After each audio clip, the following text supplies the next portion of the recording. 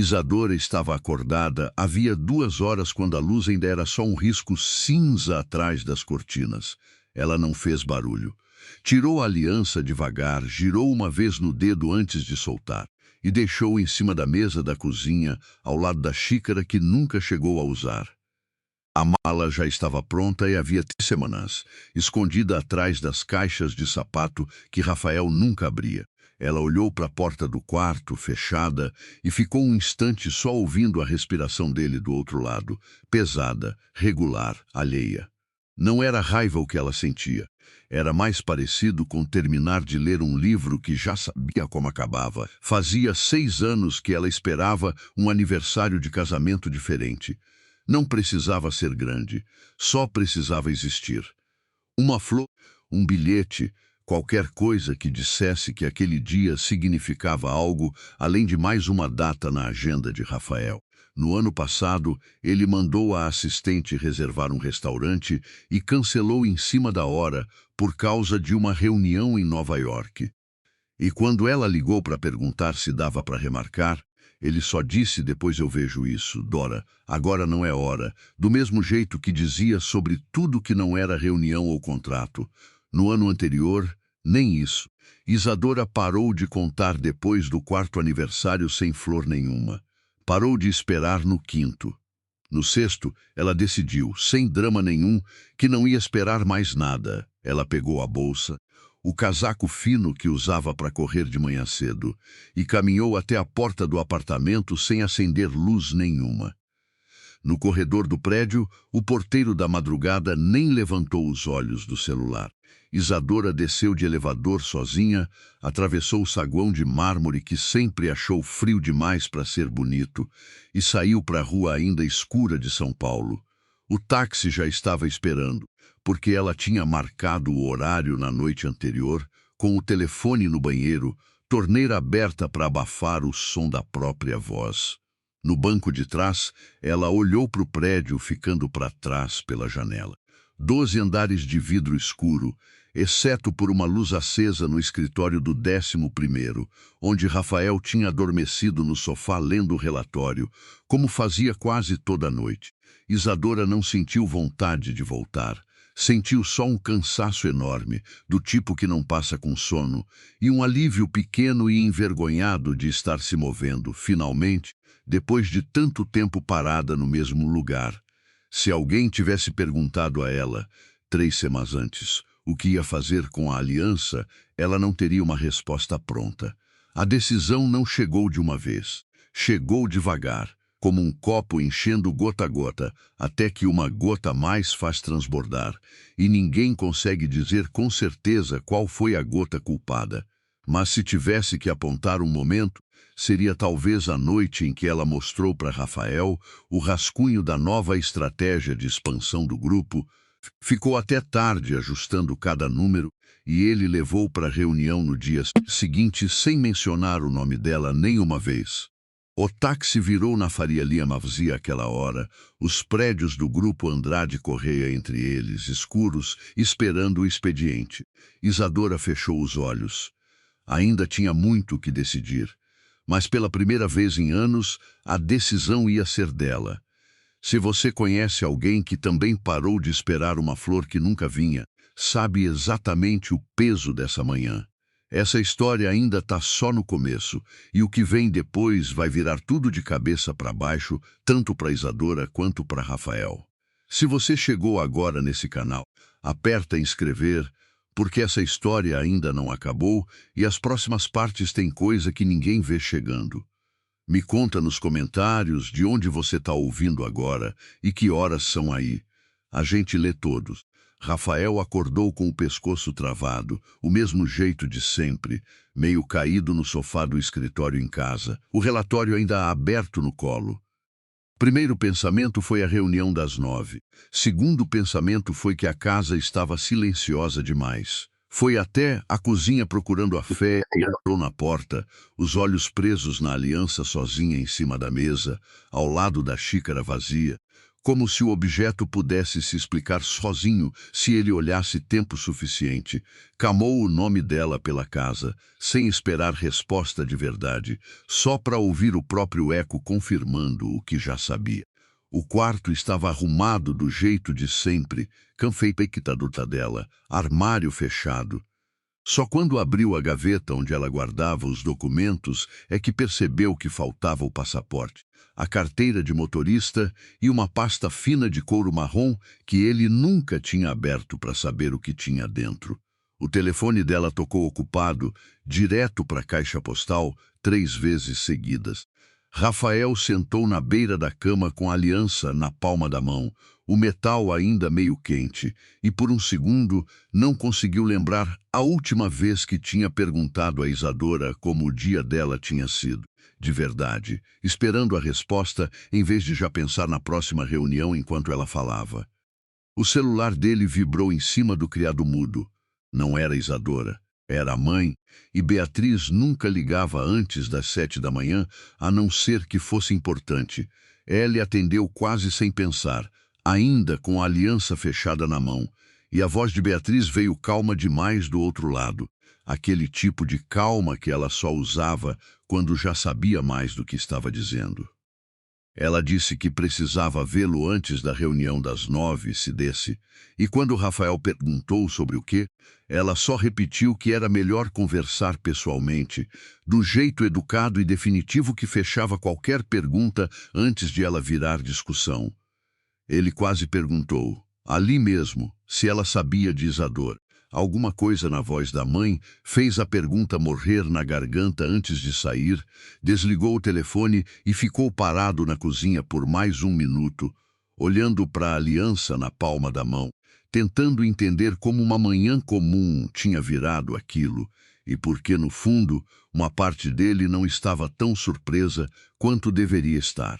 Isadora chegou no pequeno apartamento que vinha alugando havia 2 meses, num prédio antigo perto da Consolação, sem elevador, com as paredes finas o bastante para ouvir o vizinho de cima pisar. Ninguém sabia daquele endereço, nem sua mãe, nem sua irmã mais nova. Só ela. Fazia parte do plano. Um lugar onde ninguém ia procurar, comprado com o dinheiro que ela vinha guardando havia 2 anos. Num trabalho de consultoria informal que fazia por fora, escondido, porque Rafael nunca ia entender por que a esposa dele precisava ganhar o próprio dinheiro se ele já tinha o suficiente para os dois. Ela largou a mala no chão, sentou na cama de solteiro que tinha comprado usada e ficou olhando para o teto por um bom tempo antes de se levantar de novo. Na estante improvisada de tijolo e tábua, tinha uma caixa de papelão que trouxera da casa da mãe semanas antes, cheia de coisas da avó, morta havia 15 anos, que ninguém na família tinha tido coragem de organizar direito. Abriu a caixa. Fotos amareladas, um leque de renda, um caderno de contas com letra miúda. No fundo, enrolado num pano, um envelope antigo, lacrado com um selo que já não existia mais, endereçado a um nome que não era o da avó. Isadora desenrolou o pano com cuidado. Dentro do envelope, um recorte de jornal, tão velho que rasgava nas dobras, com uma foto pequena, em preto e branco, de 2 pessoas em frente a um prédio que ela reconheceu na hora. Mesmo sem a fachada de vidro que tinha hoje, o prédio da matriz do Grupo Andrade Correia, na Faria Lima, quando ainda era um prédio baixo de 3 andares, décadas atrás, ela ficou parada segurando o recorte, os dedos apertando a borda gasta do papel, tentando entender por que a avó, empregada doméstica a vida inteira, segundo tudo que a família sempre contou, guardava um recorte de jornal com o prédio da empresa do marido dela escondido dentro de um envelope crado havia tanto tempo.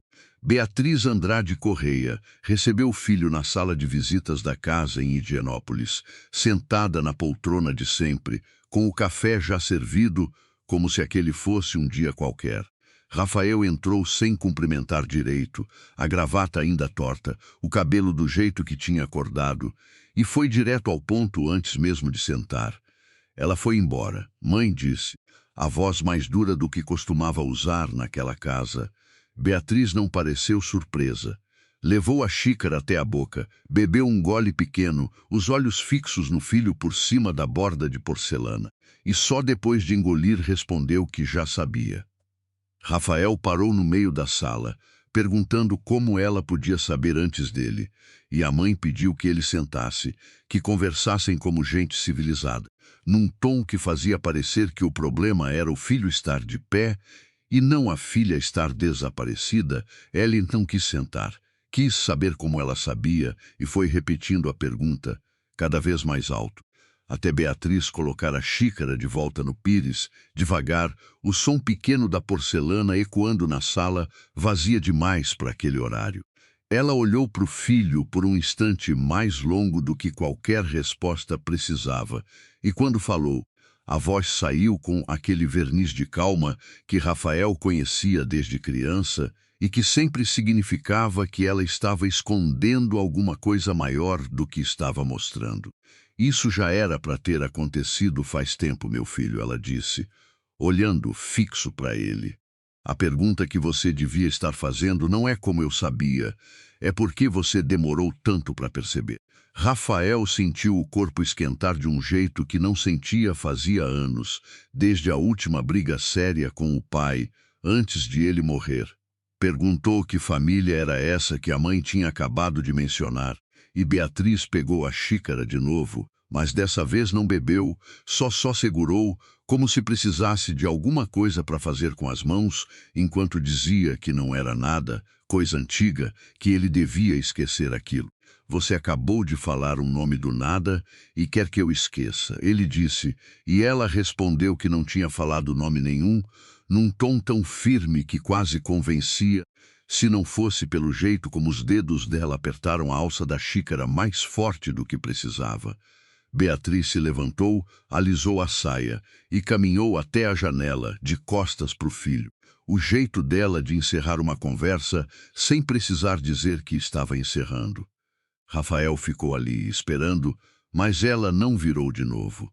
Depois de um tempo que pareceu comprido demais, ele pegou o casaco e saiu sem se despedir, o nome estranho martelando na cabeça, junto com a imagem da aliança sozinha em cima da mesa. No carro, ele não foi para o escritório. Ligou para a secretária. Cancelou a reunião das 9, coisa que não fazia desde o funeral do pai, e dirigiu até um bairro que não visitava fazia anos, uma rua tranquila perto do Ipiranga, com casas baixas e um jardim de roseiras na frente de uma delas. Seu Osvaldo morava ali desde que Rafael era criança. Tinha sido motorista do avô, depois assistente de confiança do pai, aposentado fazia 12 anos, mas ainda mandava cartão de Natal para a família todo mês de dezembro sem falta. O velho abriu a porta de camiseta e chinelo, os óculos na ponta do nariz, o rosto se iluminando ao ver Rafael antes de notar a cara dele e a iluminação sumir de novo. Perguntou se tinha acontecido alguma coisa e Rafael, ainda parado na soleira, respondeu que Isadora tinha ido embora. Osvaldo não disse nada por um segundo a mais do que precisava. Só abriu a porta mais larga e chamou o menino para entrar, que ia fazer um café dentro de casa, cheirando café coado e madeira velha. Rafael sentou na mesma cadeira de sempre, a que usava quando criança esperando o pai terminar reunião, e contou o que sabia que não era quase nada. A aliança, a pasta que sumiu, o nome que a mãe tinha deixado escapar e depois negado ter dito. Serra, ele repetiu, olhando para o velho. Ela falou. Serra Osvaldo parou de mexer o café, a colher parada dentro da xícara, os olhos fixos numa mancha qualquer na toalha de mesa, por tempo suficiente para Rafael entender que aquilo não era surpresa. Era outra coisa. Parecia mais peso do que surpresa. O peso de segurar uma coisa por tempo demais. Perguntou, sem levantar os olhos, se o avô nunca tinha contado ao neto sobre os primeiros anos da empresa, e Rafael respondeu que sim, que tinha contado, que o avô Ernesto tinha construído tudo sozinho, do zero com as próprias mãos. O velho respirou fundo, pousou a colher e olhou para o Rafael com uma expressão que ele nunca tinha visto no rosto dele antes, nem de longe. Disse que tinha coisa ali que não era dele para contar. Mas se o menino queria mesmo entender por que a esposa tinha ido embora, talvez devesse ir menos atrás dela e mais atrás do que tinha acontecido 40 anos antes. Isadora passou a tarde no apartamento pequeno, rodeada pelas coisas da avó espalhadas no tapete puído, tentando entender o que estava vendo. Depois do recorte de jornal, tinha achado no fundo da caixa um cartão comercial amarelado, as bordas quebradiças, com um brasão que ela reconheceu na hora, quase igual ao que ficava na entrada do prédio da matriz, só que mais simples, mais antigo. Correia e Serra Empreendimentos. Dizia o cartão com um endereço na Rua Augusta que não existia mais daquele jeito. Serra era o sobrenome de solteira da avó. Ela sentiu o chão meio inclinado, não de tontura, mas daquele jeito que as coisas ficam quando uma peça que você nunca soube que faltava, de repente aparece e muda o formato de tudo em volta dela. A empresa da família do marido dela, o mesmo grupo que ela ajudava a construir estratégia, havia anos sem crédito nenhum, começou com o nome da avó dela junto no letreiro. Puxou o caderno de contas de letra miúda de novo, virando as páginas mais devagar dessa vez, procurando alguma coisa que explicasse por que aquele nome tinha sumido do depois. No meio do caderno, entre anotações de despesa doméstica que pareciam banais demais para importar, uma folha solta, dobrada em 4, com uma letra diferente, mais apressada, quase ilegível em alguns trechos.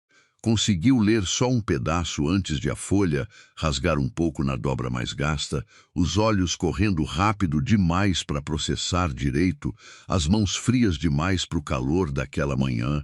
Se ele descobrir que eu vendi minha parte por medo e não por escolha, ele nunca vai me perdoar. Mas prefiro isso a ver minha filha crescer numa guerra que não é dela.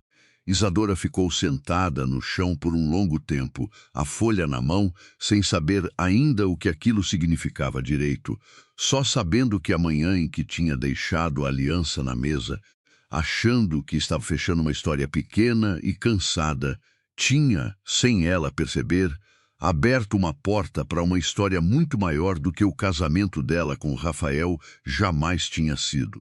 Rafael saiu da casa de Osvaldo sem o café terminado, a xícara ainda meio cheia na mesa, e ficou um bom tempo sentado dentro do carro parado na rua, sem ligar o motor. As roseiras do jardim do velho balançavam de leve com o vento da manhã. Pegou o celular e discou para Isadora de novo, já sabendo que ia cair na caixa postal, mas dessa vez esperou o bip para deixar recado, a voz mais baixa do que costumava usar em qualquer ligação de trabalho. Disse o nome dela, disse que era ele. Parou, sem saber bem o que vinha depois daquilo, porque em 6 anos de casamento nunca tinha precisado ensaiar uma frase para falar com a própria esposa. Disse que não sabia direito o que tinha acontecido, mas sabia que não tinha sido só uma vez, que tinha sido um monte de coisa que ele não viu, ouviu e deixou para depois, porque sempre deixava tudo para depois. Disse que só queria saber se ela estava bem, que não precisava responder aquilo ali, só ligar quando quisesse. Desligou antes de conseguir se arrepender da mensagem, ficou olhando para o painel do carro, pensando em quantas vezes tinha dito: depois eu vejo isso para Isadora nos últimos anos, sobre o que ele nem lembrava mais direito.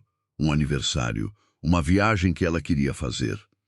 Uma conversa que ela tentou puxar sobre os pais dela, sobre a infância dela, sobre coisas que ele nunca perguntou porque a agenda sempre tinha alguma coisa mais urgente.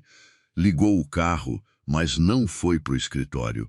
Foi para a sede antiga do grupo, um prédio que a empresa ainda mantinha no centro, usado só para guardar arquivo morto, documentos antigos que ninguém tinha tido tempo nem vontade de digitalizar.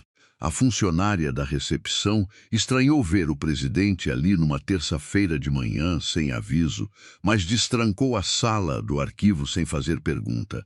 A sala cheirava a papel velho e poeira. Rafael não sabia direito o que estava procurando, só sabia o nome que a mãe tinha deixado escapar.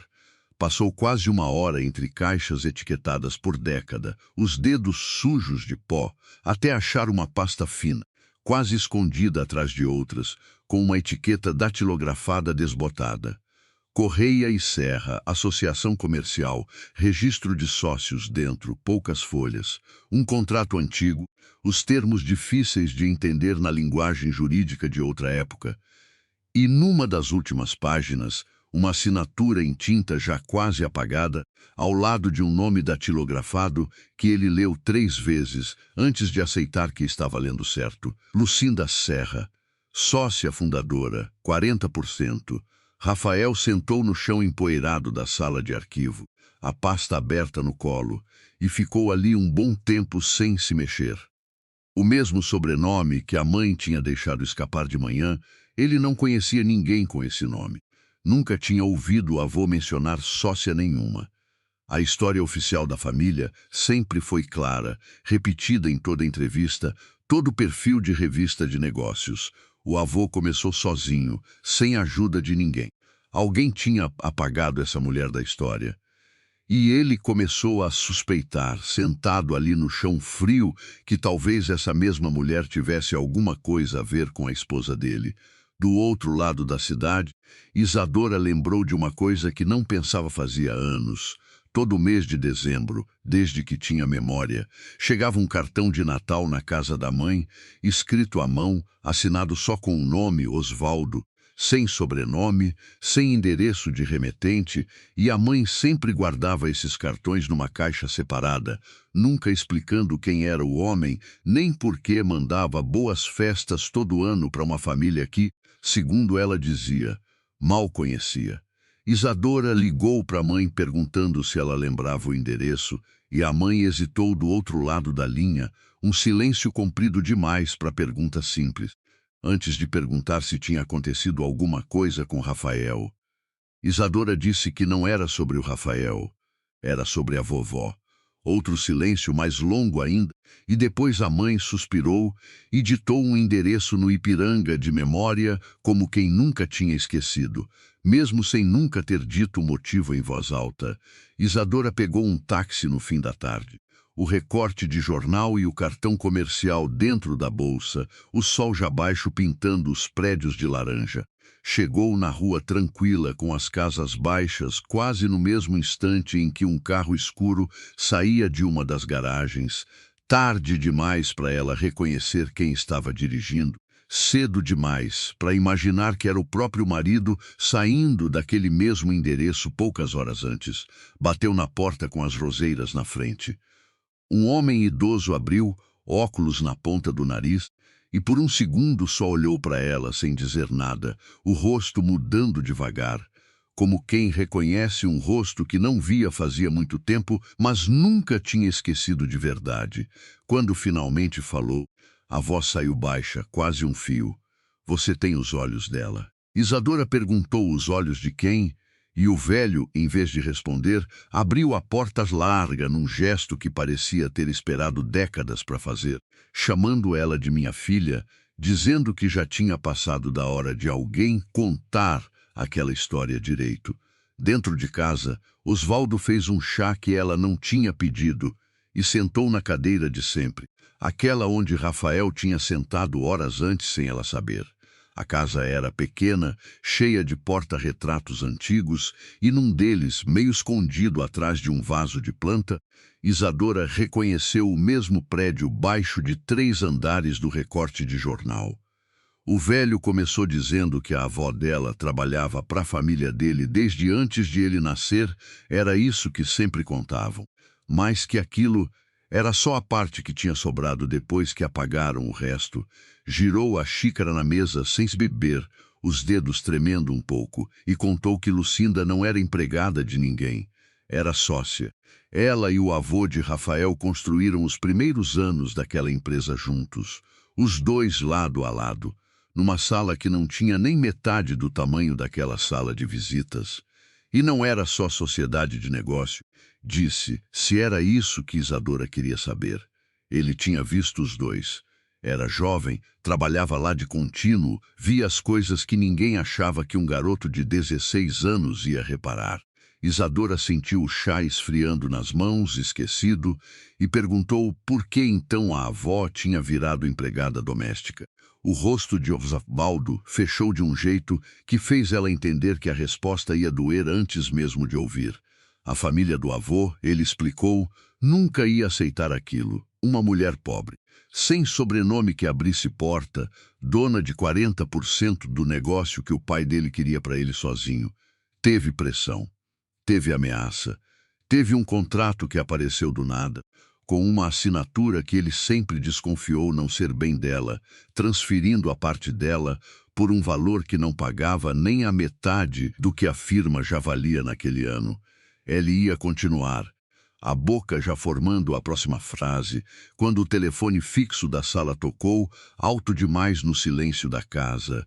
Hesitou antes de atender, como se já soubesse quem era do outro lado, antes de levantar o fone. Isadora viu o rosto do velho mudar assim que ele disse o nome de quem ligava, a cor sumindo devagar, os olhos indo até ela e voltando para o chão. Dona Beatriz.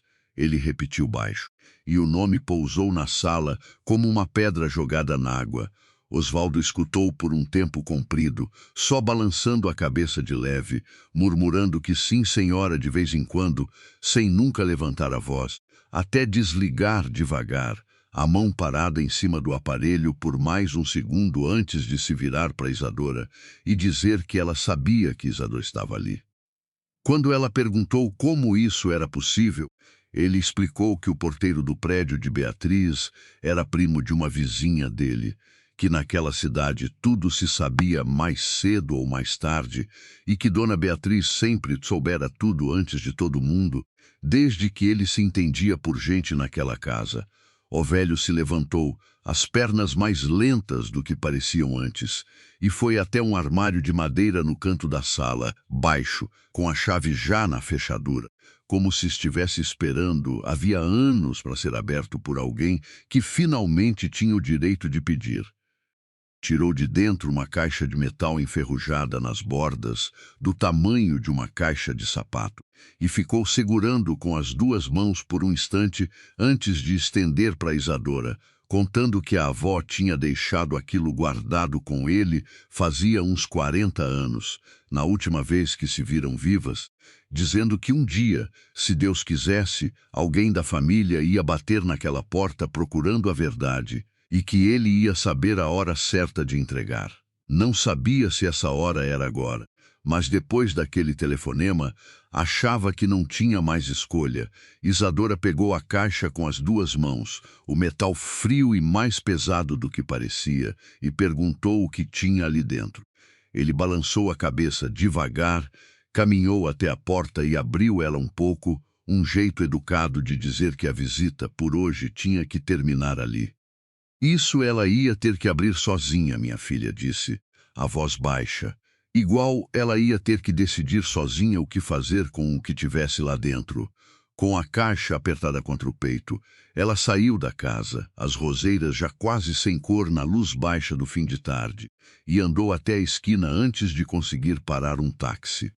Sentou no banco de trás, a caixa no colo, e ficou olhando para a fechadura pequena e enferrujada por um tempo comprido, os dedos tocando de leve a tampa sem chegar a abrir.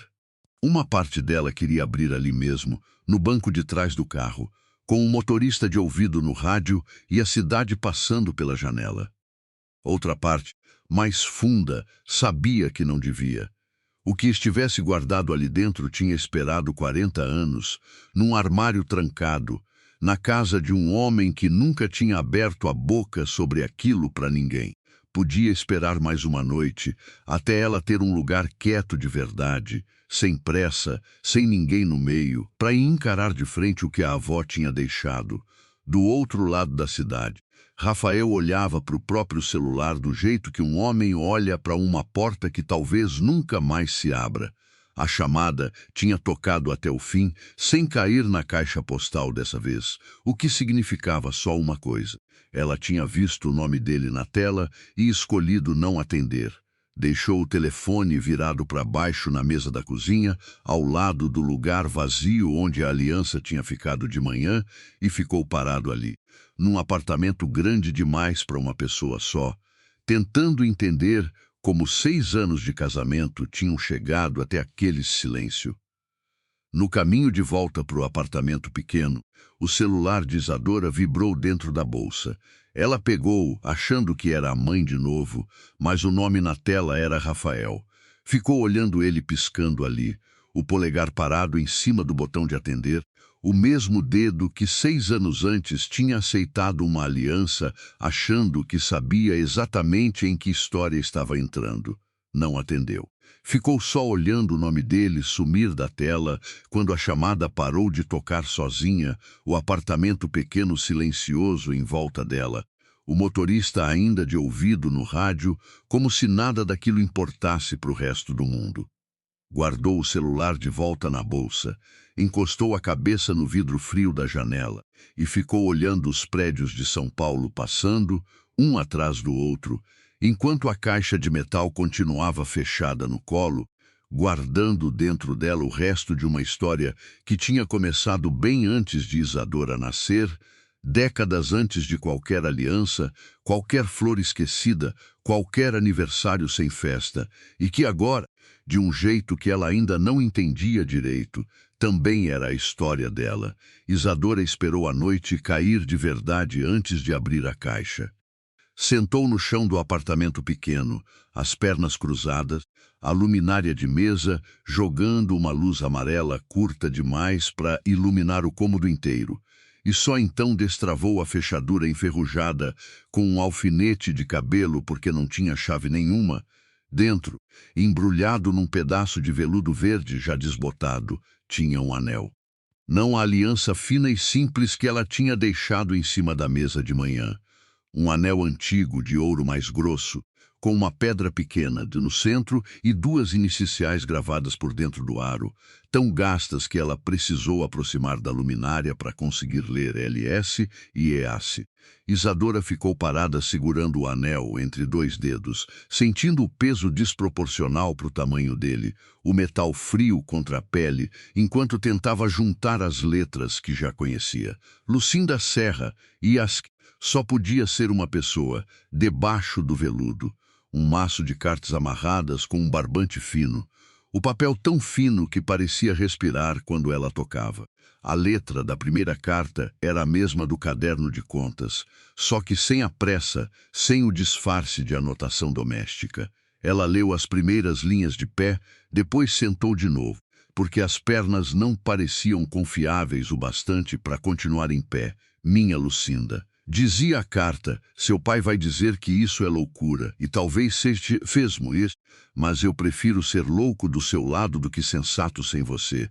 Numa carta mais adiante no maço, datada de meses depois, a letra do avô de Rafael prometia que um dia aquilo ia ser reconhecido diante de Deus e da lei, não importava quanto tempo levasse. Uma frase que Isadora leu 2 vezes sem entender direito o peso dela e guardou no fundo da cabeça sem saber ainda que ia precisar lembrar. Não eram cartas de negócio. Eram cartas de amor, décadas de amor guardado num veludo verde dentro de um armário trancado, escritas por um homem que a família inteira de Isadora sempre descreveu como frio, calculista, autossuficiente. O avô de Rafael Isadora leu carta atrás de carta, sentada no chão frio, o tempo passando sem ela perceber, cada linha desenhando um homem que ela nunca tinha imaginado existir por trás dos retratos sérios pendurados na parede do escritório do grupo. Um homem que escrevia sobre o cheiro de café da manhã, na cozinha pequena onde os 2 se encontravam escondidos, sobre planos de fugir para outro estado se a família não cedesse.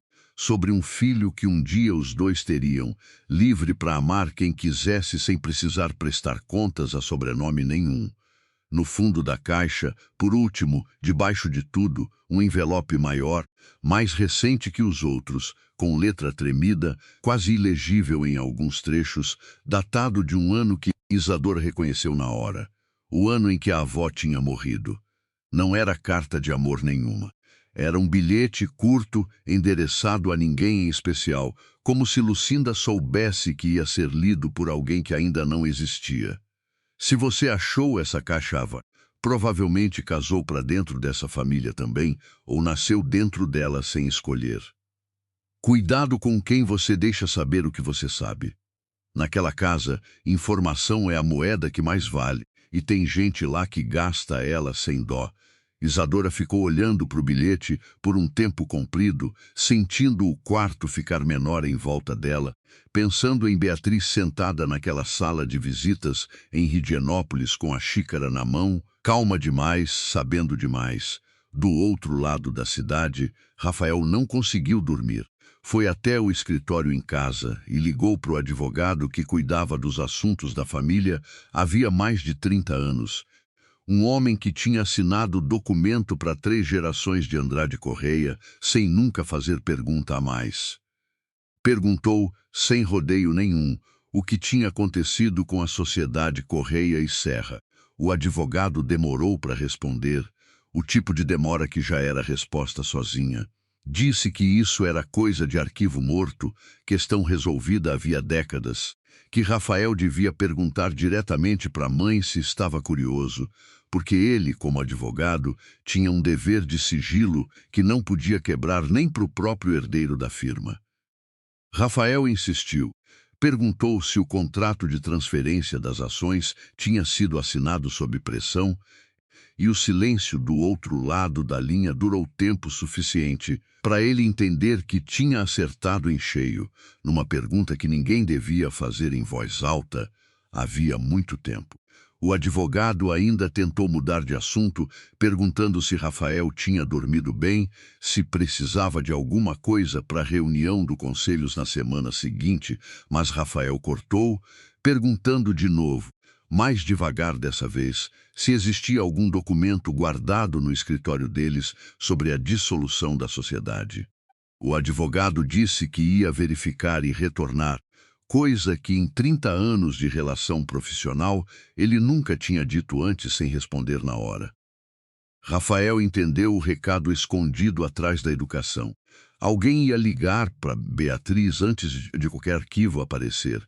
Ele desligou sem se despedir direito e ficou parado no meio do escritório vazio, o silêncio da casa pesando de um jeito diferente do silêncio de sempre, tentando lembrar de alguma coisa que sempre esteve ali, óbvia demais para ele ter reparado antes.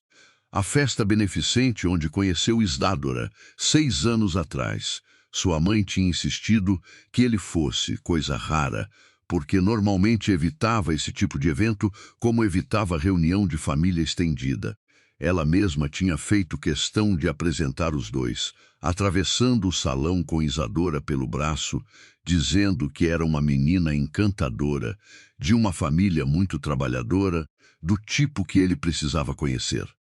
Na época, Rafael achou aquilo só zelo maternal, a mãe tentando arrumar um bom casamento para o filho único.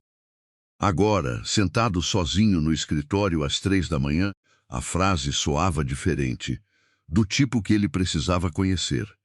Como se Beatriz soubesse exatamente quem era Isadora antes mesmo de apresentar os dois e tivesse orquestrado aquele encontro não por carinho, mas por alguma razão que ele ainda não entendia direito. Ele pegou o celular, os dedos meio hesitantes, e procurou fotos antigas daquela noite, guardadas num álbum digital que ninguém abria fazia anos.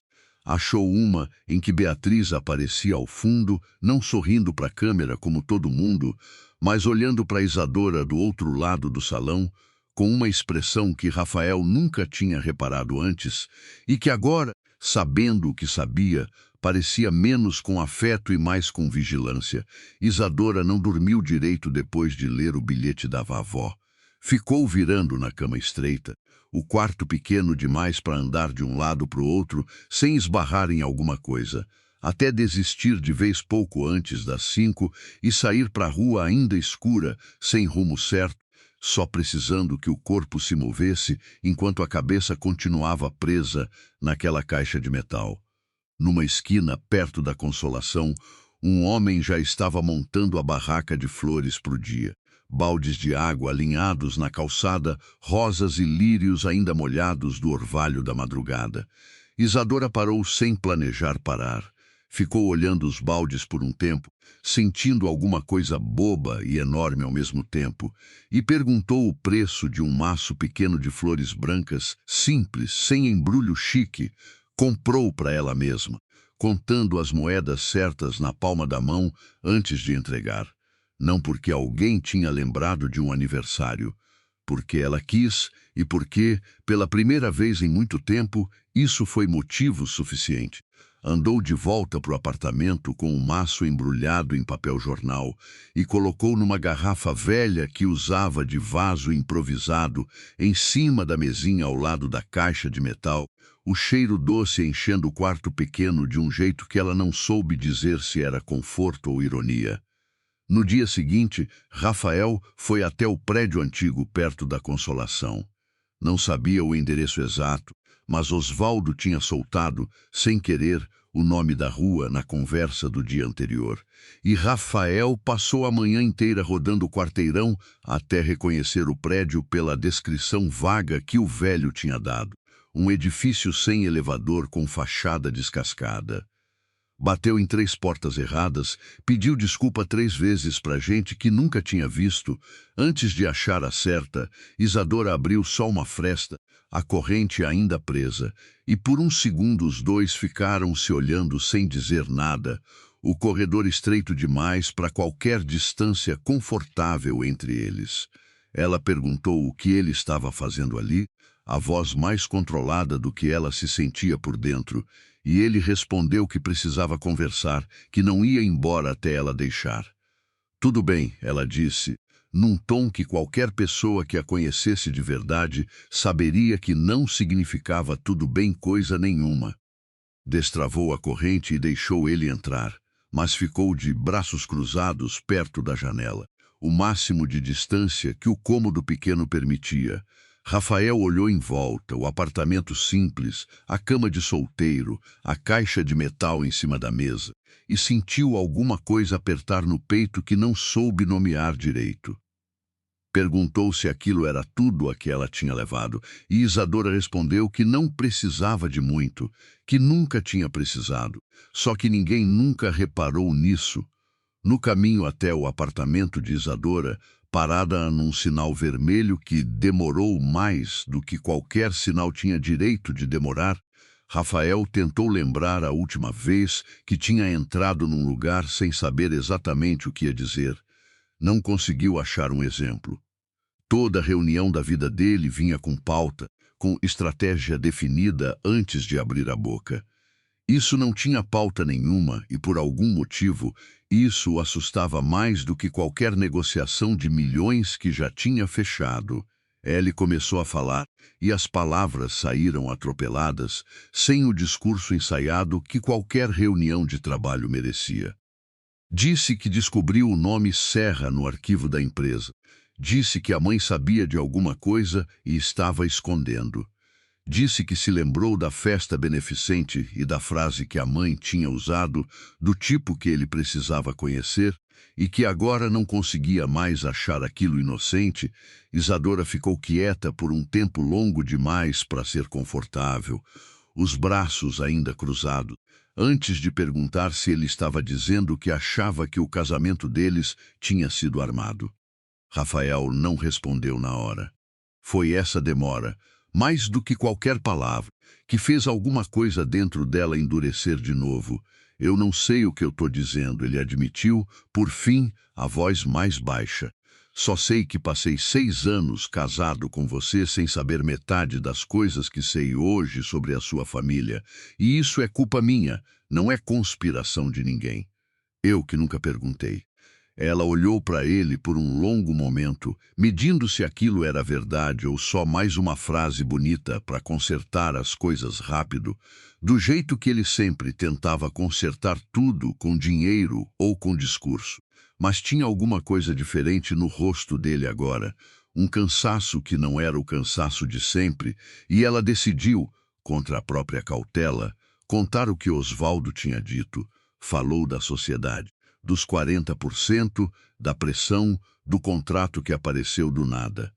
Rafael escutou sem interromper, e quando ela terminou, contou o que tinha achado no arquivo morto, a pasta com o mesmo nome, a assinatura quase apagada.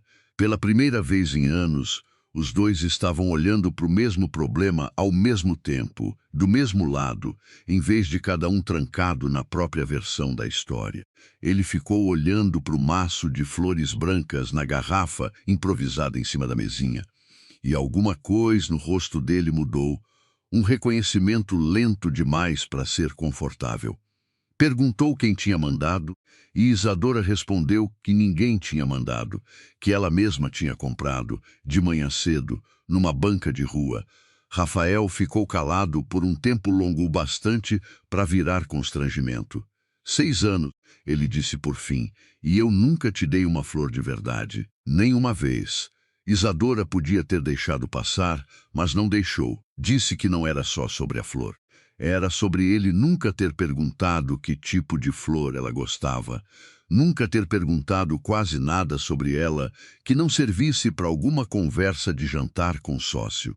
Disse que aprendeu a pedir cada vez menos porque cada vez que pedia alguma coisa, a resposta era sempre a mesma frase: depois eu vejo isso, até ela parar de pedir de vez.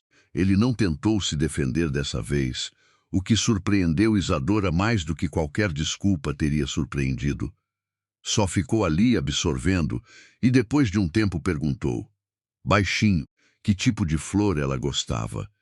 Isadora quase riu, um riso sem graça nenhuma, e disse que já era tarde demais para pergunta dessas valerem alguma coisa. Talvez seja, ele admitiu, mas eu prefiro perguntar tarde do que nunca perguntar. Isadora olhou para a caixa de metal em cima da mesa, ainda com o anel e as cartas dentro, e por um segundo pensou em mostrar tudo. Mas alguma coisa a fez parar. Não confiança de menos nele, exatamente, mas o instinto de seu Osvaldo, o bilhete da avó, o aviso sobre cuidado com quem sabe o quê. Rafael era filho de Beatriz. Sangue não era garantia de lado nenhum, não ainda. Preciso de mais um tempo, ela disse, a mão pousada em cima da tampa da caixa sem abrir. Rafael não insistiu. Ficou ali mais um instante, olhando para o apartamento pequeno, para a cama de solteiro, para o jeito como cada objeto ali parecia ter sido escolhido por ela e só por ela, uma vida inteira que ela vinha construindo escondida dele, sem que ele nunca reparasse em nada. Só perguntou se podia voltar no dia seguinte, e ela disse que sim, meio surpresa com a própria resposta, porque fazia muito tempo que não queria que ele voltasse para lugar nenhum. No dia seguinte, Isadora pegou um ônibus até o escritório de uma amiga de faculdade que virou advogada, alguém de fora do círculo da família Andrade Correia, alguém em quem ela confiava sem ressalva. Mostrou os documentos, contou a história inteira e ficou esperando enquanto a amiga folheava as páginas com a testa franzida, o silêncio esticando cada vez mais. Isso não é simples, a amiga disse por fim, tirando os óculos e limpando a lente distraída no canto da blusa.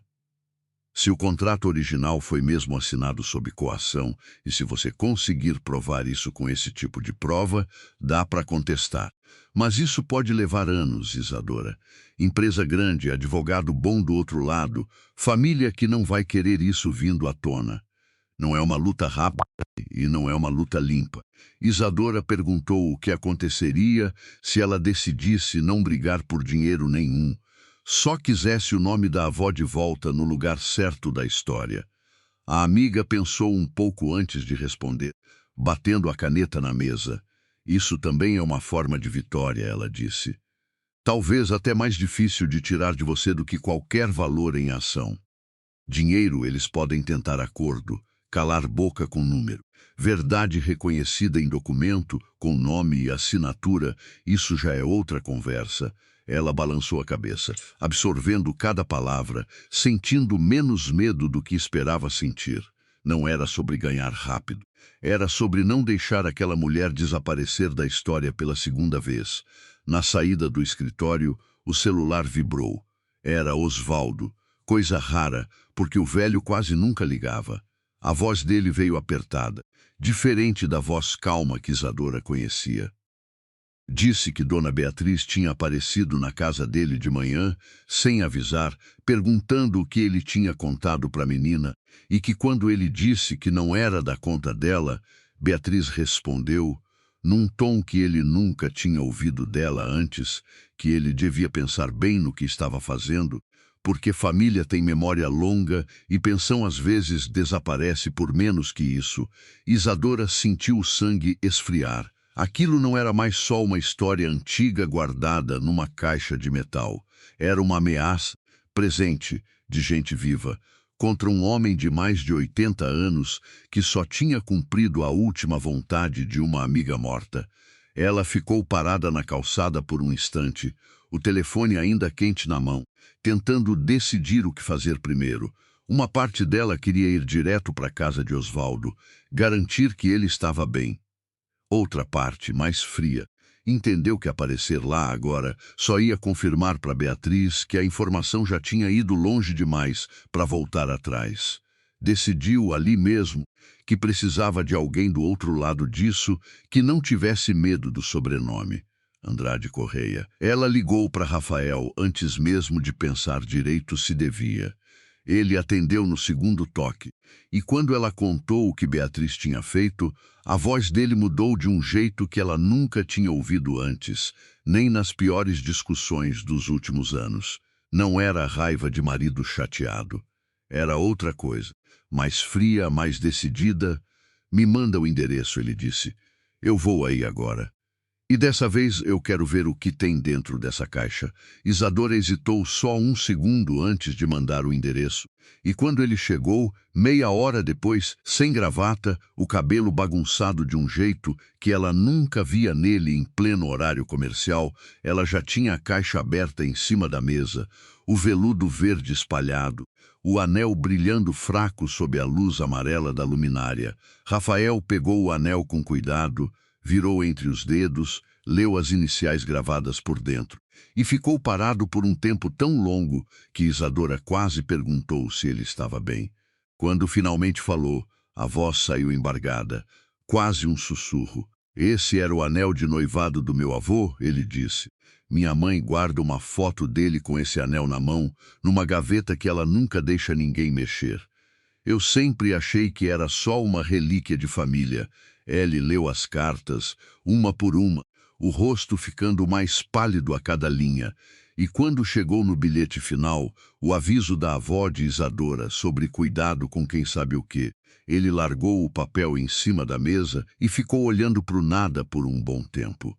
Minha mãe sabia disso a vida inteira, ele disse, mais para si mesmo do que para Isadora. Ela cresceu nessa casa sabendo que o pai do marido dela tinha amado outra mulher, uma mulher que a família expulsou, e nunca disse uma palavra, nem quando eu casei com a neta dela. Isadora ficou olhando as mãos dele tremerem de leve, segurando o papel, sentindo alguma coisa quebrar e se firmar ao mesmo tempo dentro do peito, um misto de raiva e de algo parecido com alívio, porque finalmente alguém mais além dela e de um velho de 80 anos estava carregando o peso daquela história. Sentada ali, no meio de papéis velhos e de um anel que não era o dela, ela nunca imaginou que o casamento deles pudesse estar amarrado a uma dívida tão antiga, tão maior do que os dois. E não sabia ainda se isso tornava tudo mais fácil de perdoar ou impossível. Se ela está disposta a ameaçar um homem de 80 anos para manter isso enterrado, Rafael disse, olhando para Isadora com uma determinação que ela não via nele fazia anos, então ela não vai parar por bem. A gente precisa se antecipar. Antes que Isadora pudesse responder, o interfone do prédio tocou, um som áspero e fora de lugar naquele apartamento pequeno onde ninguém nunca visitava. Os dois se entreolharam. Isadora atendeu, a mão apertando o fone com mais força do que precisava, e a voz do porteiro veio do outro lado, hesitante, dizendo que tinha uma senhora lá embaixo perguntando pelo apartamento dela, uma senhora que tinha dado o nome de Beatriz Andrade Correia e que não parecia disposta a esperar muito tempo pela resposta. Rafael foi o primeiro a se mexer. Disse que não fazia sentido fugir, que era melhor encarar de uma vez ali, com as cartas e o anel em cima da mesa como prova. Isadora hesitou, a mão ainda no interfone, mas terminou concordando e pediu para o porteiro deixar a senhora subir. Beatriz entrou sem bater, como se aquele fosse um direito adquirido, o perfume chegando antes dela, os saltos batendo contra o piso de taco velho, um contraste tão grande com o resto do prédio que parecia até fora de lugar. Parou na porta da sala pequena, os olhos correndo pela cena inteira em menos de 2 segundos. O filho sem gravata, a nora com os olhos vermelhos, a caixa de metal aberta em cima da mesa, o veludo verde, o anel. O rosto dela não mudou muito, só os lábios apertaram um pouco mais do que o normal. E a voz, quando saiu, veio com aquela calma treinada que Rafael conhecia desde criança e que ele agora sabia reconhecer por trás dela. Então Osvaldo abriu a boca, ela disse, os olhos fixos na caixa em cima da mesa, sem cumprimentar ninguém. Eu devia ter imaginado que ele ia fazer isso um dia. Sempre foi sentimental demais para guardar segredo direito. Rafael se colocou entre a mãe e a mesa, um gesto pequeno, mas que Isadora sentiu com um peso enorme, o primeiro gesto de proteção que exilava por ela em muito tempo. Perguntou direto se era verdade, se o avô e Lucinda tinham sido apaixonados, se a família tinha forçado a transferência das ações. Ela caminhou até a mesa, os olhos passando pelas cartas espalhadas, pelo veludo verde, sem tocar em nada, como se contato físico pudesse tornar aquilo mais real do que já estava sendo. Perguntou, num tom quase gentil demais para a situação, onde Isadora tinha achado tudo aquilo, e quando Isadora respondeu que fora Osvaldo quem entregou, Beatriz fechou os olhos por um segundo, o primeiro sinal de cansaço genuíno que qualquer um dos dois já tinha visto nela. Beatriz olhou para o filho por um instante mais longo do que qualquer resposta precisava, exatamente do jeito que fazia questão de olhar quando estava decidindo quanto da verdade ia entregar. Você não faz ideia do que essa família fez para chegar onde chegou, ela disse por fim, a voz baixando, quase confidencial. E não faz ideia do que eu fiz para proteger vocês dois disso. Proteger a gente do quê, mãe? Rafael perguntou, a voz mais alta do que pretendia, de saber a verdade, de saber que o avô amou uma mulher de verdade antes de virar essa estátua que todo mundo cultua nas paredes do escritório. Beatriz deu um passo para dentro da sala, os olhos indo do filho para Isadora e voltando calculando alguma coisa que só ela conseguia ver. Disse que Rafael não fazia ideia do que era crescer sabendo que o próprio pai preferia a memória de outra mulher, a própria esposa. Que via o pai olhar para aquele anel guardado numa gaveta trancada, com mais ternura do que jamais olhou para a mãe dele. Disse que aprendeu cedo que amor, naquela família, sempre custava caro demais para quem só esperava por fora dele, e que ela tinha passado a vida inteira tentando garantir que nenhum filho seu pagasse esse preço de novo. Isadora, que tinha ficado calada até então, os dedos apertados na beira da mesa, encontrou a própria voz. Perguntou se foi por isso que ela tinha orquestrado o encontro na festa beneficente, se tinha aproximado o filho da neta de Lucinda só para manter o inimigo perto, controlado dentro de casa, onde podia vigiar de pertinho. Beatriz não negou. Foi isso, mais do que qualquer outra coisa dita naquela sala, que fez o chão balançar de verdade debaixo dos pés de Isadora. A mulher só ficou olhando para ela, o silêncio confirmando o que nenhuma palavra tinha coragem de admitir, até finalmente dizer que no começo, sim, tinha sido cálculo, que descobrira quem Isadora era antes mesmo de Rafael reparar nela do outro lado do salão, e que tinha empurrado os dois um em direção ao outro para ter os olhos nela mais de perto, para saber cada passo que a neta de Lucinda ia dar. Mas isso foi há 6 anos. Beatriz completou, a voz falhando pela primeira vez desde que tinha entrado na sala. O que aconteceu depois, entre vocês dois, isso eu não fabriquei. Isso não foi comigo. Rafael olhou para Isadora, buscando alguma coisa no rosto dela que dissesse que aquilo importava menos do que parecia importar, mas Isadora tinha os olhos fixos na sogra, processando o tamanho da traição, 6 anos de casamento que talvez tivessem começado como uma peça de xadrez movida por outra pessoa. Antes que ela conseguisse formular uma resposta, o celular de Beatriz vibrou dentro da bolsa, alto demais para o silêncio tenso da sala. Ela olhou para o visor e alguma coisa no rosto dela mudou de vez, a calma treinada rachando por um segundo inteiro antes de se recompor. Preciso atender, disse, já se afastando em direção à porta. Isso não terminou aqui. Vou cuidar disso do meu jeito, como sempre cuidei. Saiu sem esperar resposta, os saltos batendo rápido demais no corredor, e antes que a porta do prédio lá embaixo terminasse de bater, Isadora já tinha o celular na mão, discando para o número de Osvaldo com os dedos tremendo, sem nenhuma certeza sobre o que ia dizer, só a sensação fria de que quem quer que tivesse ligado para Beatriz naquele momento, a notícia não era boa. Osvaldo atendeu no terceiro toque, a voz ainda firme, dizendo que estava bem, que ninguém tinha aparecido na porta dele de novo, mas que passou a tarde inteira sentado perto do telefone, sem se afastar nem para regar as roseiras, esperando alguma coisa que não sabia nomear. Isadora contou o que tinha acabado de acontecer, a confissão de Beatriz, a ligação misteriosa, a saída às pressas, e o velho ficou em silêncio do outro lado por um tempo longo antes de dizer que aquilo não tinha cheiro bom nenhum. Dona Beatriz só sai correndo assim quando alguma coisa que ela não controla ameaça escapar, ele disse. E gente que passou a vida controlando tudo fica perigosa exatamente na hora que perde o controle, Rafael, ainda parado no meio da sala pequena. Olhando para o anel e para as cartas espalhadas em cima da mesa, sentiu o peso completo do que a própria mãe tinha acabado de admitir. 6 anos inteiros construídos, em parte, sobre um cálculo que não era dele nem de Isadora. E agora, com Beatriz correndo para resolver alguma coisa do jeito dela, os dois entendiam, sem precisar dizer em voz alta, que o que vinha a seguir não ia ser resolvido com mais uma conversa educada numa sala de visitas.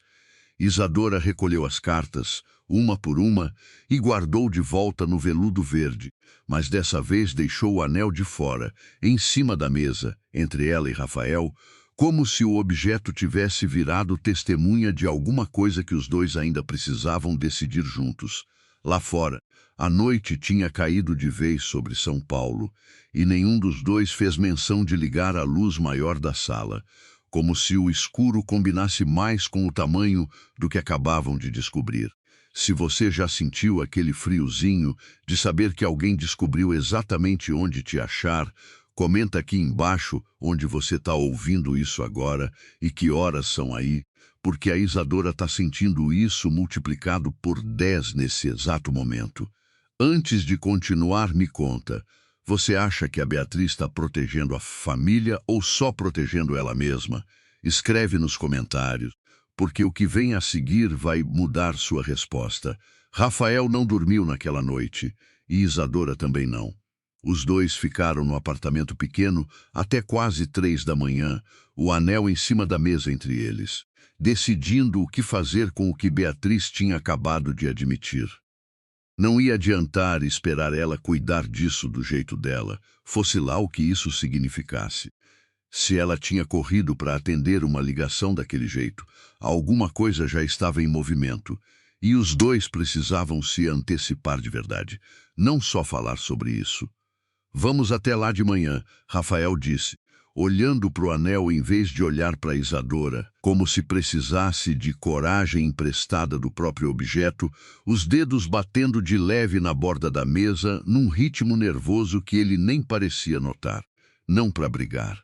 Para terminar essa conversa direito, com tudo em cima da mesa, sem ela poder fugir de novo, Isadora concordou, mas fez questão de deixar claro que ia junto como ela mesma, não como esposa de Rafael pedindo licença para falar.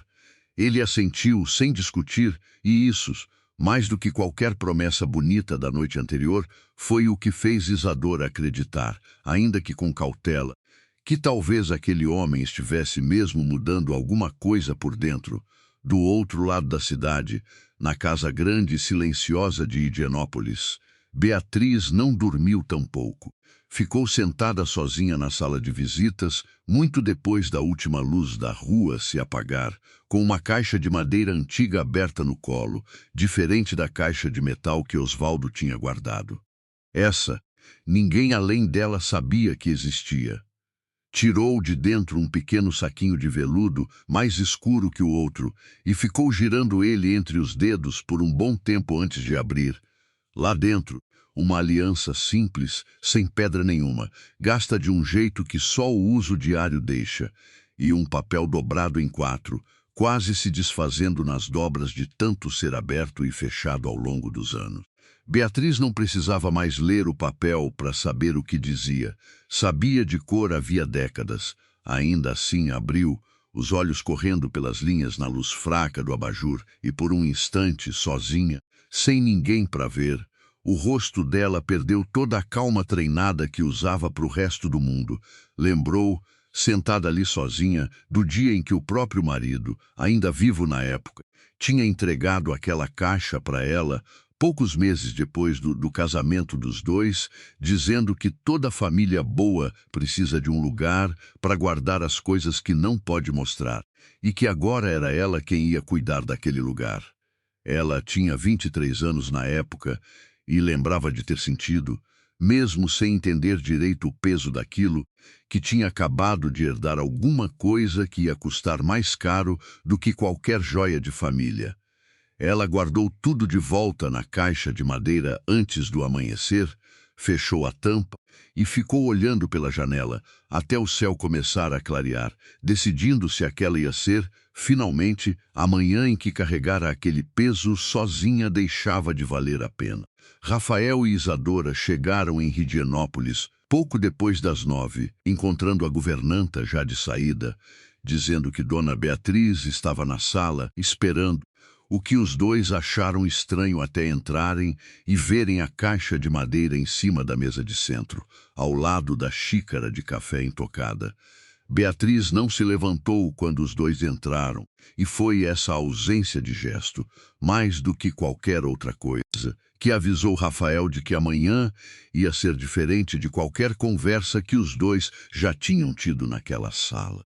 Só apontou para os sofás à frente dela, um gesto cansado, sem a autoridade de sempre, e esperou os dois sentarem antes de falar.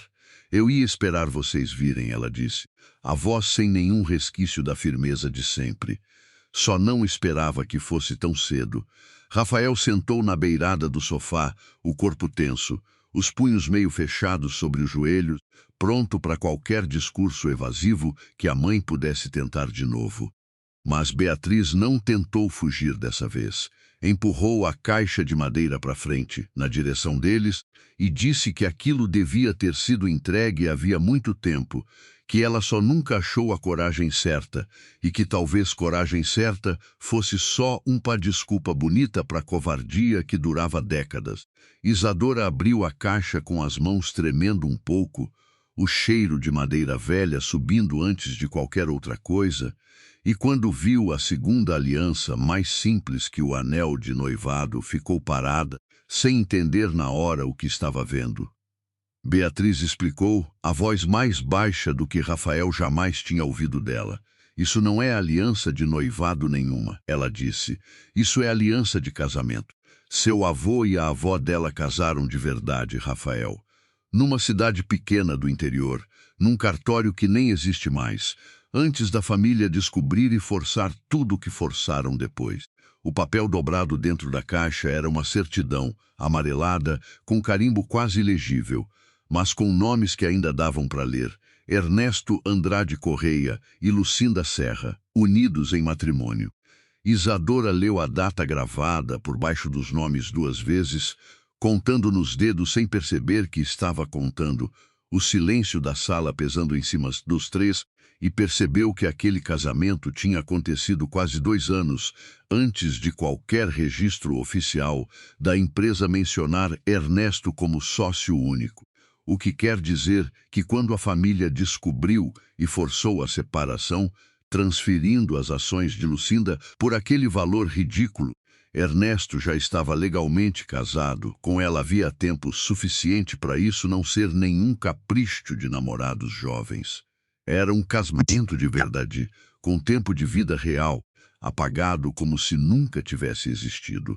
Rafael pegou o papel com as 2 mãos, os olhos correndo pelas linhas amareladas, lendo 3 vezes antes de aceitar o que estava vendo, o mesmo jeito que tinha lido a pasta no arquivo morto dias antes. Isso significa que o casamento oficial dele, com a minha avó, com a família toda que veio depois, ele começou, a voz falhando no meio da frase, sem conseguir terminar. Bígamo, Beatriz completou por ele, a palavra saindo com um peso que parecia ter carregado sozinha a vida inteira. Seu avô casou 2 vezes sem nunca desfazer a primeira. E se isso viesse à tona na época, ou em qualquer época depois, cada contrato, cada herança, cada decisão daquela empresa construída em cima de um casamento que juridicamente nunca devia ter acontecido ficaria em xeque. Foi isso que a família decidiu enterrar. Não foi só um coração partido, Rafael. Foi a fundação inteira de tudo que veio depois.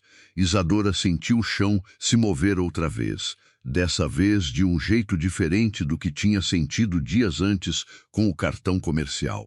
Não era mais só sobre uma mulher apagada da história por causa de dinheiro e status. Era sobre um segredo grande o bastante para derrubar decisões que sustentavam a vida de gente que nem tinha nascido ainda quando tudo aconteceu. Olhou para Rafael, tentando entender o que aquilo significava para ele, especificamente para o próprio lugar dele na família, e viu no rosto dele a mesma vertigem que sentia por dentro. Por que você guardou isso com você e não destruiu? Isadora perguntou, a pergunta saindo mais direta do que ela planejava. Se era um segredo tão perigoso assim, por que não sumir com a prova de vez? Beatriz olhou para ela por um longo momento antes de responder, e quando falou, a resposta veio sem o verniz de calma de sempre. Porque destruir prova é uma coisa que só se faz quando não existe mais nenhuma dignidade sobrando para defender, ela disse. E, por pior que eu tenha sido nisso tudo, eu não consegui apagar a única prova de que aquelas 2 pessoas se amaram de verdade. Guardei ela trancada, sim. Mas guardei. Rafael ficou olhando para a mãe por um tempo longo, tentando encaixar aquela mulher cansada, sentada com os ombros caídos, na imagem da mulher que sempre soube exatamente o que dizer em qualquer sala. Perguntou, mais calmo agora, por que ela tinha escolhido aproximar ele de Isadora, se sabia que o segredo podia vir à tona por causa disso. Beatriz ficou olhando para as próprias mãos por um instante antes de responder, e deu um meio sorriso sem graça nenhuma. Porque eu sou arrogante o bastante para achar que consigo controlar qualquer coisa que eu mesma coloquei em movimento, ela disse. Achei que aproximando vocês 2, eu ia conseguir vigiar, prever, conter qualquer risco antes que ele virara problema de verdade. O que eu não previ foi que os 2 fossem se apaixonar de verdade, apesar de mim, e que isso ia deixar tudo mais complicado do que eu jamais soube administrar. Isadora escutou aquilo em silêncio, sentindo alguma coisa esquisita se acomodar dentro do peito. Não era perdão, ainda não. Mas era o começo de entender que Beatriz não tinha sido só uma vilã fria arquitetando tudo por maldade. Tinha sido uma mulher tentando, do jeito mais errado possível, proteger um filho de uma dor que ela mesma nunca soube processar direito. Vocês vão fazer o que com isso agora? Beatriz perguntou, olhando para a caixa de madeira em cima da mesa, como quem olha para uma bomba que acabou de entregar para as próprias mãos que talvez a detonem. Isadora respondeu antes de Rafael conseguir formular qualquer coisa. Disse que não queria destruir a empresa, nem processar ninguém, nem virar manchete de jornal econômico. Queria só uma coisa: o nome da avó reconhecido em documento com assinatura no lugar que sempre devia ter ocupado desde o início. Beatriz ficou olhando para ela por um tempo, e pela primeira vez desde que os dois tinham entrado na sala, alguma coisa que parecia respeito de verdade cruzou o rosto da mulher mais velha. Isso eu posso ajudar a fazer, Beatriz disse, baixinho. Mas não vai ser fácil. Tem gente no conselho que vai lutar contra isso com unhas e dentes, e não por causa de Lucinda, por causa do precedente. Se a história oficial da empresa pode ser reescrita uma vez, pode ser reescrita de novo, e tem gente lá que tem muito medo do que mais pode vir à tona se começarem a mexer no passado. Rafael perguntou direto, sem rodeio nenhum dessa vez, se a mãe estava disposta a se levantar na frente do conselho inteiro e dizer a mesma coisa que tinha acabado de dizer ali na sala de visitas. Beatriz demorou para responder, os dedos passando de leve pela borda da caixa de madeira vazia, e quando finalmente falou, a voz saiu mais firme do que em qualquer outro momento daquela manhã. Vou fazer melhor do que isso, ela disse. Vou ser eu a propor a moção. Depois de 30 anos escondendo, o mínimo que devo é ser a primeira a falar em voz alta.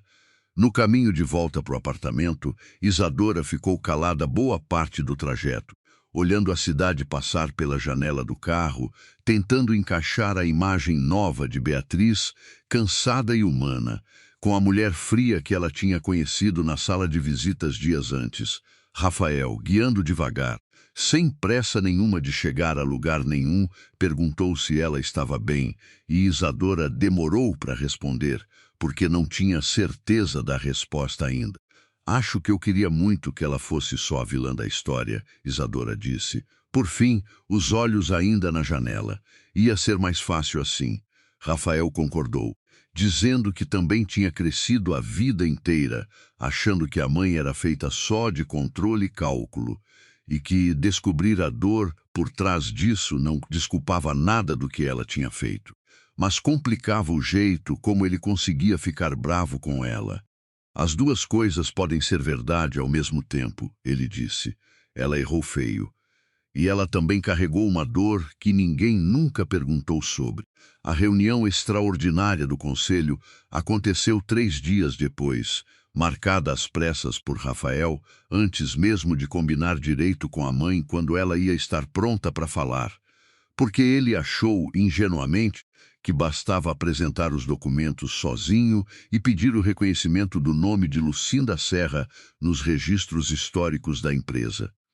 Levou a certidão de casamento, as cartas, o testemunho escrito de Osvaldo, tudo organizado numa pasta que ele preparou sozinho até tarde da noite anterior. Convencido de que a força da prova ia falar por si só, não falou.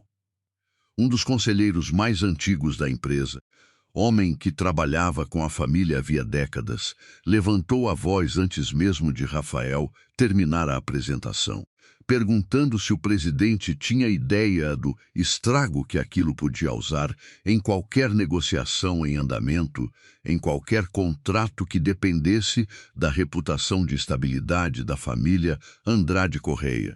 Outro conselheiro insinuou, sem dizer claramente, que talvez aquilo tudo fosse uma armação da nova esposa para conseguir uma fatia da empresa por vias transversas, palavras que fizeram Isadora, sentada ao fundo da sala a pedido de Rafael, apertar as mãos uma na outra até os nós dos dedos ficarem brancos.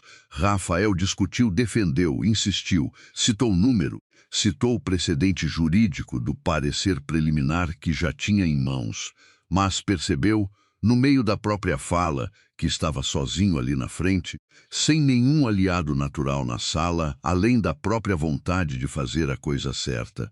Saiu daquela sala sem a votação que esperava. O conselho decidiu adiar qualquer decisão por 60 dias, pedindo pareceres jurídicos independentes, e um dos membros mais próximos do pai dele em vida aprontou o caos para propor formalmente uma revisão da liderança executiva, alegando instabilidade recente na condução dos negócios. Depois da reunião, no corredor, Rafael tentou ligar para Beatriz, mas caiu direto na caixa postal. E só então se deu conta de que a mãe provavelmente ainda estava se preparando para falar em outro momento, num ritmo que ele tinha ignorado por pressa de resolver tudo rápido demais. Isadora encontrou Rafael no carro depois, o rosto dele pálido de um jeito que ela nunca tinha visto, nem nos piores dias da empresa que ele costumava mencionar de leve no jantar. Eu achei que ia ser simples. Ele admitiu, as mãos apertando o volante sem ligar o carro. Achei que bastava mostrar a verdade e as pessoas iam entender. Isadora balançou a cabeça, sem culpa nenhuma na voz, só constatação. Verdade nunca é simples quando ameaça o bolso de alguém, ela disse. Isso a gente já devia saber os dois. Nos dias seguintes, enquanto o parecer jurídico independente não chegava, Rafael passou a aparecer no apartamento pequeno perto da Consolação quase todas as noites, sempre com alguma desculpa pequena.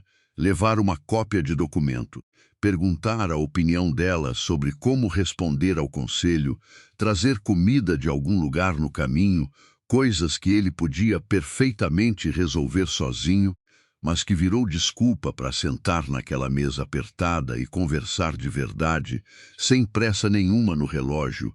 Ela percebeu, sem comentar nada no início, que ele tinha parado de dizer: depois eu vejo isso mesmo nas conversas de trabalho mais urgentes, trocando a frase por alguma coisa mais parecida com deixa eu ver isso agora. O tipo de mudança pequena que só quem passou anos ouvindo a frase antiga conseguia notar de verdade. Numa dessas noites, ele chegou com um embrulho de papel pardo debaixo do braço e quando Isadora abriu, era um maço de flores, não brancas dessa vez, mas amarelas, do tipo específico que ela tinha mencionado de passagem semanas antes, sem nem lembrar direito que tinha mencionado. Perguntei para a dona da banca perto do seu prédio. Ele explicou, meio sem jeito, qual era a flor que mais combinava com alguém que compra flor para ela mesma numa quinta-feira qualquer. Ela falou que era essa. Isadora segurou o maço por um tempo, sem saber bem o que dizer, sentindo o peso estranho de um gesto pequeno demais para consertar 6 anos, mas grande o bastante para significar alguma coisa de verdade. Você lembrou? Ela disse por fim, e não era pergunta. Rafael balançou a cabeça. Comecei a prestar atenção, ele corrigiu. É diferente de lembrar. Lembrar eu sempre soube fazer quando servia para reunião. Prestar atenção é coisa nova. Ela riu, dessa vez um riso de verdade, o primeiro em muitos dias, e convidou ele para sentar. Os dois passaram a noite revisando juntos a estratégia que ela tinha esboçado para o conselho. O mesmo tipo de trabalho que ela fazia escondida havia anos sem crédito nenhum. Só que agora Rafael perguntava o porquê de cada escolha, discordava quando discordava de verdade e anotava as respostas dela num caderno pequeno que puxou do bolso do casaco. Quando finalmente montaram um plano que os dois consideraram bom o bastante, já perto da meia-noite, ele disse, olhando para ela por cima da mesa cheia de papel, que da próxima vez que apresentasse aquilo para o conselho, ia apresentar com o nome dela do lado do dele, não escondido atrás. Isso pode custar caro para sua imagem lá dentro, ela avisou, testando se ele tinha mesmo pensado no que estava propondo. Rafael deu de ombros, um gesto que ela nunca tinha visto nele antes em nenhuma decisão de trabalho. Já custou 6 anos escondendo o trabalho de vocês duas, ele disse, incluindo Lucinda naquele plural sem precisar explicar. Não vou continuar fazendo isso. Isadora ficou olhando para ele por um momento, os braços agora soltos ao lado do corpo, não mais cruzados, tentando decidir se aquilo só o entusiasmo de quem tinha acabado de descobrir a própria culpa e queria consertar rápido demais, ou se era mesmo alguma coisa que ia durar além daquela noite. Não deu resposta nenhuma ainda. Só guardou aquela frase, do jeito que vinha guardando tudo importante nos últimos tempos, num canto da cabeça reservado para as coisas que só o tempo consegue confirmar, para ver se ele ia sustentar ela quando a coisa ficasse difícil de verdade. Enquanto os dois esperavam o parecer jurídico, Beatriz não ficou parada. Numa tarde, sem avisar Rafael nem Isadora, ligou pessoalmente para cada um dos conselheiros mais resistentes, um por um, sentada sozinha no mesmo escritório onde tinha recebido o filho dias antes. Não usou ameaça nenhuma dessa vez. Usou 30 anos de relação construída com cada um deles, favores antigos nunca cobrados, e uma frase que repetiu em quase todas as ligações, com a voz mais cansada do que qualquer um daqueles homens já tinha ouvido dela. Eu passei a vida inteira protegendo o nome dessa família, escondendo a verdade.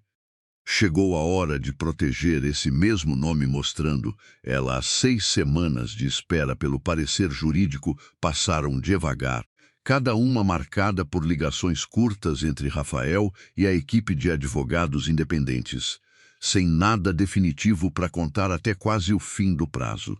O parecer jurídico independente voltou por fim, confirmando a autenticidade da certidão de casamento e reconhecendo indícios sólidos de coação na transferência das ações originais de Lucinda Serra.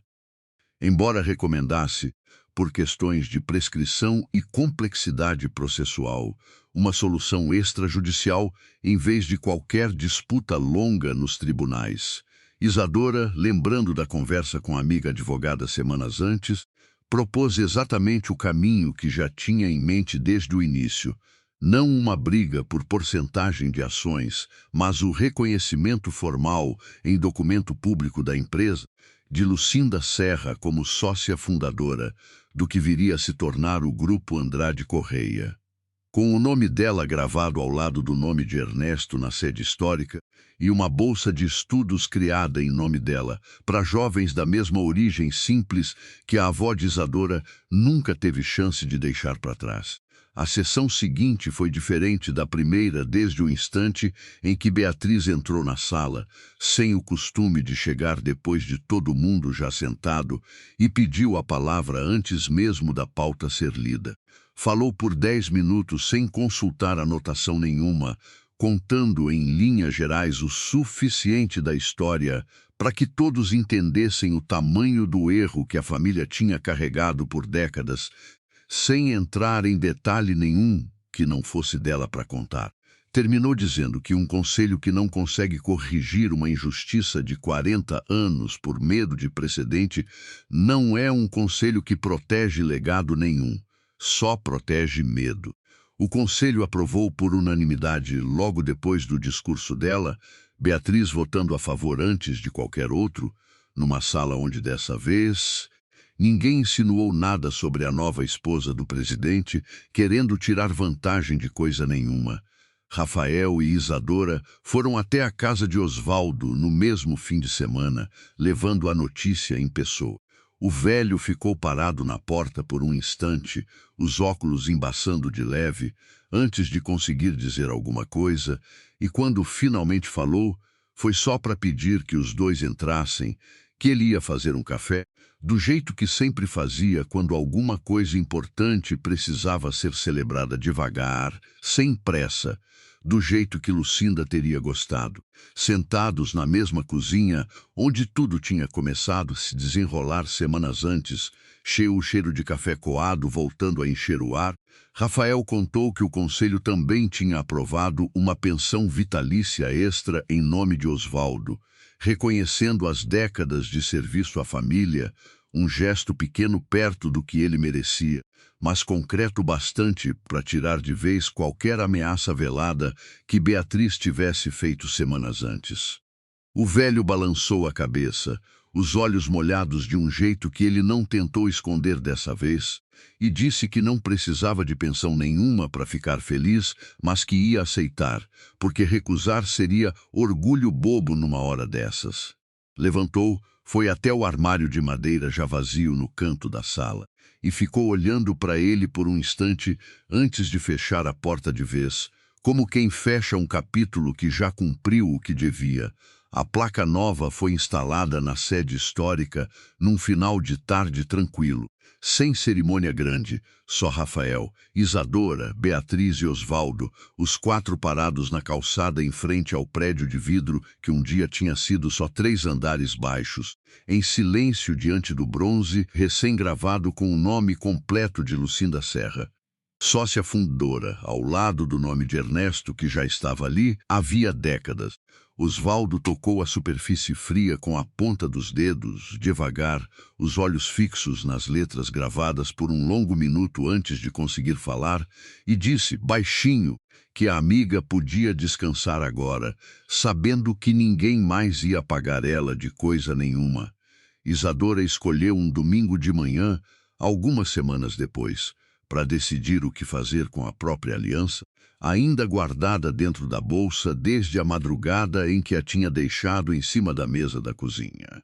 Acordou cedo, antes do sol nascer de vez, o mesmo tipo de luz cinza que via naquela primeira manhã, só que dessa vez sem pressa nenhuma de sair de casa escondida. Rafael ainda dormia quando ela se levantou, mas não do sono pesado e alheio de antes. Fazia semanas que ele tinha voltado a dormir mal. Na verdade, ocupado demais com o parecer jurídico e as ligações do conselho, mas naquela manhã específica dormia fundo, o rosto relaxado de um jeito que Isadora quase não reconhecia depois de tanto tempo, vendo ele carregar tensão até no sono. Ela sentou na beira da cama, olhando para ele por um tempo.